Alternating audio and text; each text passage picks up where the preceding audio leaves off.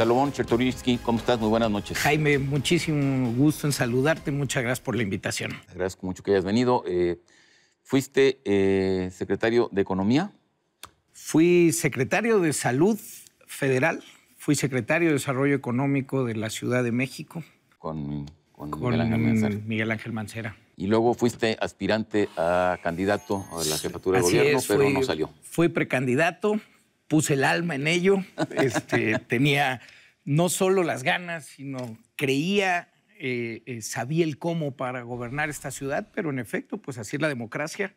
Y en un proceso, y ahora estoy colaborando con el programa del Frente, con Ricardo Anaya, en su programa de gobierno. Eres coordinador de propuesta y de programa de gobierno. Así es, estoy elaborando el programa de gobierno. Bueno, y el tema que nos ocupa justamente es el programa de gobierno y la propuesta. Para empezar, bueno, igual que todos los candidatos, pues Anaya ha dicho que tiene varios ejes, ¿no? Sí. Aunque los ejes pues dicen mucho y dicen nada.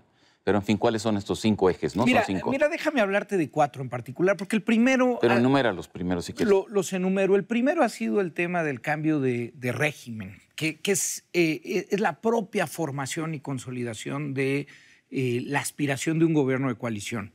Es decir, cómo rompes con las estructuras actuales. Segundo, el tema de corrupción y combate a la impunidad.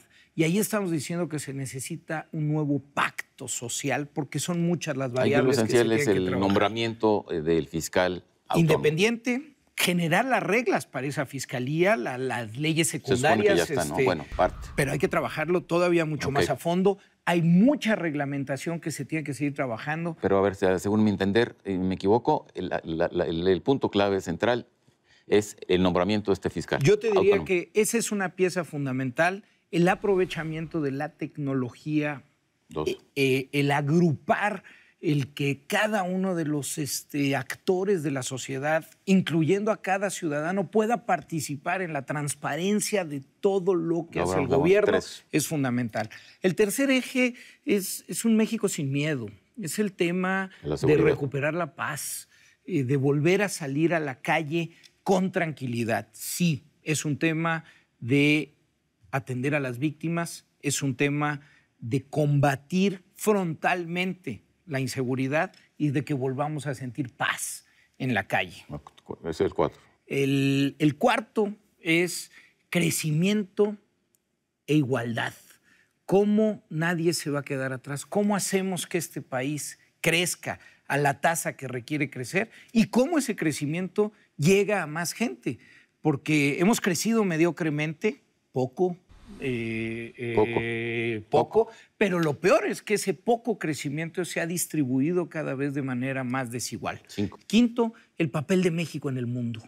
¿Cuál va a ser? Y sobre todo, dado máxime dada la coyuntura de tener al presidente Trump de los Estados Unidos con esas afrentas, no solo a nuestra soberanía, sino a la dignidad de los mexicanos que viven en el país vecino del norte, necesitamos posicionar con toda claridad cuál va a ser el papel de México ante el mundo. Ahí están los 5 ejes, Jaime. El asunto de la seguridad y la paz tiene que ver con el problema del narcotráfico y el volumen que se maneja de ingresos por esta renta, digamos, del consumo de las drogas o de la venta de las drogas, y tiene que ver con la fuerza justamente militar también de estos cárteles de la droga.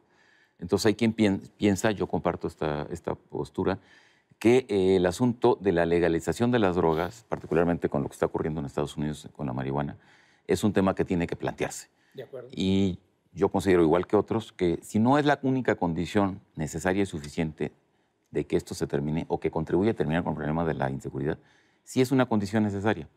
Pero Anaya no lo ha tocado puntualmente. Mira, yo te diría que Ricardo Anaya lo ha dicho con toda precisión y lo ha dicho tal cual tú lo estás diciendo.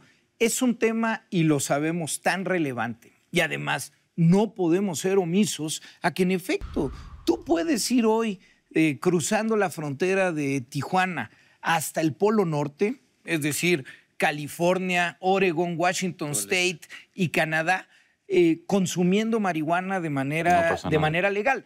Por ello, por lo que está sucediendo en el norte por lo que está sucediendo en la discusión hemisférica, nosotros debemos de tener esa discusión con toda seriedad. Y así se ha planteado. Pero tener la discusión es una cosa, Salomón, y otra cosa es tener una posición. A lo mejor tú tienes una posición. Yo tengo una posición clara, la dije cuando fui precandidato a la Ciudad de México. Yo manifesté con toda precisión. En este momento lo que represento es una propuesta de un gobierno de coalición en donde lo que se está estimando es que es una discusión impostergable, que se tiene que tener y se tiene que tener definiciones al respecto, porque, como tú bien lo dices, gran parte del problema en la organización del crimen que tiene que ver con el narcotráfico está en las ganancias extranormales que se tienen, y parte de esa discusión traza sobre el planteamiento del sí o no de la legalización y de qué tipo de drogas se legalizan.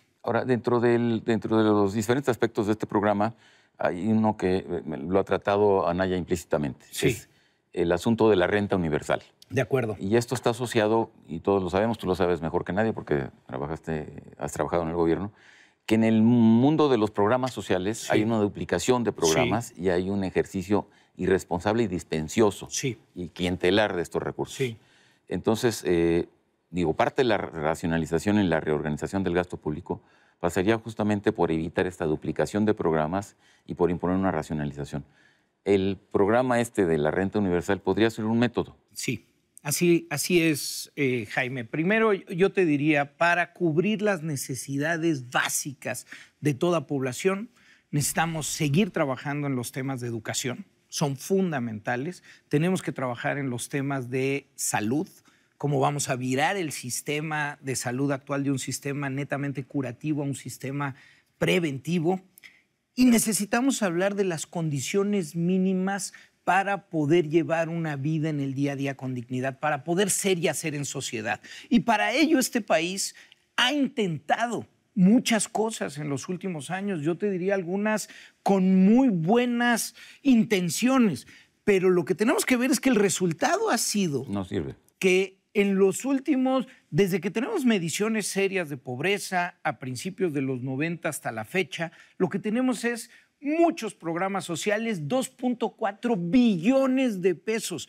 Es decir, los miles de millones de pesos invertidos en programas sociales, como tú decías, más de 6.300 programas duplicados, sin padrón único, muchas veces muchas de ellas clientelares o con dispendios que no van a impactar en la posibilidad. Salomón, en esta visión? Una de ellas es tener esta discusión sobre la implementación del ingreso básico universal. Ricardo Anaya lo va a hacer, porque hoy sabemos... Ahora, describe ingreso básico universal. ¿Qué quiere decir? Todo mexicano, toda mexicana, por el hecho de serlo, recibe mensualmente, sin ninguna contraprestación, sin ningún mecanismo que te limite ¿A partir de un ingreso.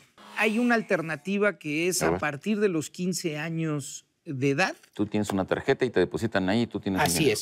es, tal cual lo describes. Te saltas todo el mundo burocrático. Te saltas todo, se formaliza de inmediato. ¿Qué hace esto? ¿Qué hace el ingreso básico? Uno, tiene que ser un monto suficiente para llevar pues una vida mínima. Segundo, no debe de ser un monto que rebase esa vida mínima que desincentive el trabajo. Claro. Tercero, y hay que decirlo porque siempre la pregunta es, bueno, y eso es imposible porque tú multiplicas la cifra que quieras por 80 millones de habitantes y eso te da una cifra estratosférica. Déjame decirte, la propuesta es que esto tiene que ser gradual. Tiene que haber un periodo de implementación de las cosas suficiente para que se vaya acomodando el presupuesto gubernamental para poder hacerlo, para que se reacomoden los programas sociales, para que vaya creciendo el país. Exactamente, hablas de reacomodo, pero ¿no sería justamente una forma de reajustar todos los programas sociales? Esta es una gran forma de reajustar. Lo que te quiero decir es que no se puede hacer de la noche a la mañana. Es decir, tenemos que ser muy responsables. Esto no es el 2 de diciembre del 2018, todos los mexicanos tendrán su tarjeta y ahí ya se depositará un recurso. No, tiene que ser en orden, tiene que ser progresivo, se tiene que pilotear, se tienen que ver dónde están los detalles que se deben de ajustar, pero al final de cuentas, yo te diría, la premisa es esta: si seguimos haciendo lo mismo, los resultados van a ser los mismos.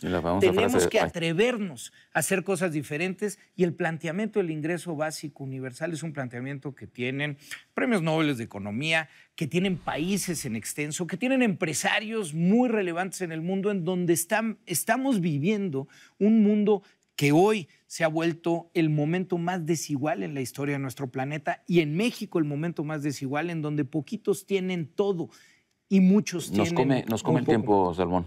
En términos del planteamiento económico, del desarrollo económico, en 2 minutos o en menos de 2 minutos, ¿cuál sería el eje de la propuesta de Anaya? Mira, uno, tenemos que seguir y mantener la responsabilidad en materia de política fiscal y política monetaria. Ha sido muy relevante.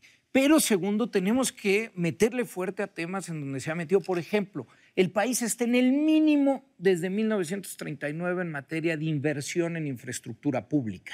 Es decir, necesitamos invertir desde el gobierno con transparencia, con inteligencia en agua, carreteras. Necesitamos recursos. Pero eso significa reordenar el presupuesto porque vas a poner más impuestos. Reordenar significa hacerlo bien. ¿Y más impuestos? No necesariamente, okay. Jaime. Se necesita hacer bien lo que se tiene. Mira, nada más el gasto discrecional que se ha tenido, por ejemplo, con el ramo 23, estas transferencias a las entidades federativas. Okay, eso.